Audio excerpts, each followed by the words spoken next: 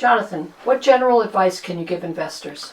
I think the first thing is to respect the task. Investing is very difficult, and an individual has to be prepared to put in a good deal of time and effort in mastering the fundamentals and monitoring the markets over time. I think the second thing to be aware of, which is very important, is our own human psychology. I've always maintained that our biggest obstacle to successful investing is our own human psychology, and we should be aware of how we're feeling, whether we're feeling anxious or fearful or greedy.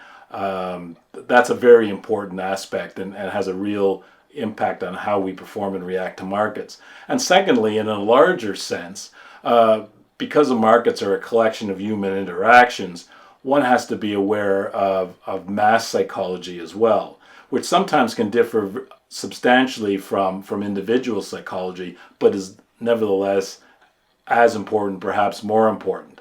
So human psychology is something that has to always be in one's thinking, when one's thinking about what's going on in the markets and in reflecting on one's own activities.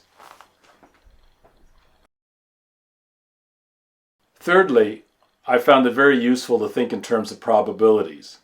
That is, behaving in a way where you're putting the odds in your favor. If you can consistently do that, you're going to be successful as an investor. The notion of being perfect in investing is an unattainable goal. As an investor, I think of myself as dealing not in certainties, but in probabilities.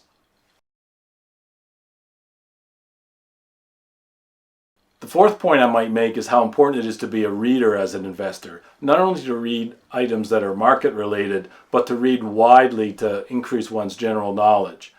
For example, I think it's very important to read history, not only because it provides context to today's events, but the reading of history is also the reading of the human story and gives us insight into human psychology, which I've talked about as being very important to an investor.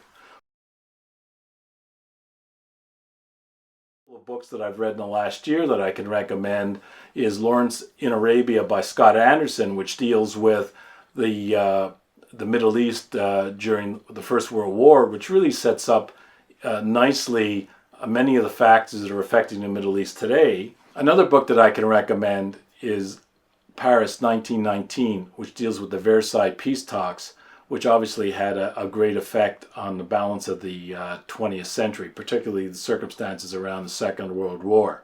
So books such as that I find are very useful, not only in terms of the pleasure of the general knowledge that one is receiving, but also as a tool to put current events into a context.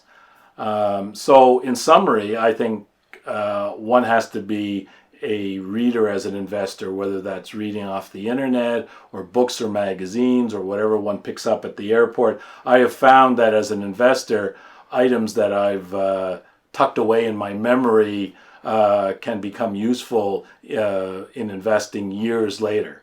And so reading is of critical importance.